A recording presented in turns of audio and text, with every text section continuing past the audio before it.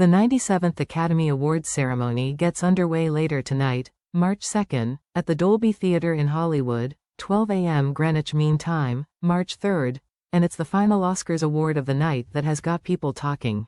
The Best Picture category sees 10 nominees go head-to-head for the coveted prize, which last year was scooped by Oppenheimer, which famously pipped Barbie to a number of awards. This year, the category is as strong as ever, with Anora, The Brutalist, A Complete Unknown, Conclave and Dune Part 2 all competing. The remainder of the nominees for the category are Emilia Perez, I Am Still Here, Nickel Boys, The Substance and of course, Wicked. Anora appears to be the frontrunner, the bookmakers and film buffs' favorite to win. Vogue magazine also tips the movie, with expert Radhika Seth commenting, of the 10 films in contention, Ramel Ross' epic and intimate Nickel Boys would be the worthiest victor in my eyes, but sadly it has absolutely no chance of winning. This race is now primarily between Conclave, which scooped the top honors at the BAFTAs and SAGs, and feels like a centrist, consensus pick, and Anora. Seth added, Conclave could easily upset, but this currently feels like Anora's to lose. Anora stars Mikey Madison as Ani, a young Brooklyn woman who has the chance of living a Cinderella life after marrying the son of an oligarch. However, as news of the relationship reaches Russia, her fairy tale is threatened with annulment. On Reddit, meanwhile, one film fan claimed they must be missing something amid the hype around Sean Baker's rom-com. This subreddit seems to love Anora. I keep seeing it on people's top 5 of the year, best overall of the year, etc. Their post began. I love Sean Baker's previous movies.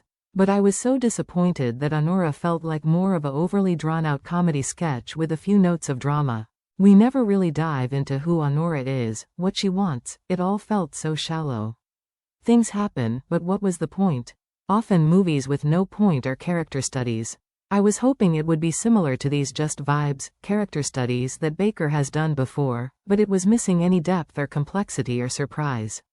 I was so let down. The Reddit user closed. I want to know genuinely, why do you love it? How is it making the top of people's list? As you'd expect, opinions were split, though one person who enjoyed the film explained, I really think Mikey Madison's charisma really pulled the whole thing together. I also really enjoyed the 3 acts feeling so distinct. Act 1 is the fantasy of the romance, Act 2 is this high-octane dramedy, and Act 3 is sitting with the aftermath. The structure felt very much like it was enforcing how whirlwind romances that end badly feel. A second Reddit user agreed, saying, 100% this. I loved that the movie could take me with Annie's high highs and low lows. As much as I think a full-blown-out character study film of her, I think this movie said just enough with a very well-crafted structure. It reminded me of EEAAO with the 3 acts. Those whirlwind stories usually hit the most too. I loved the way it ended. The rawness of the silence. Such an enjoyable combination of a movie.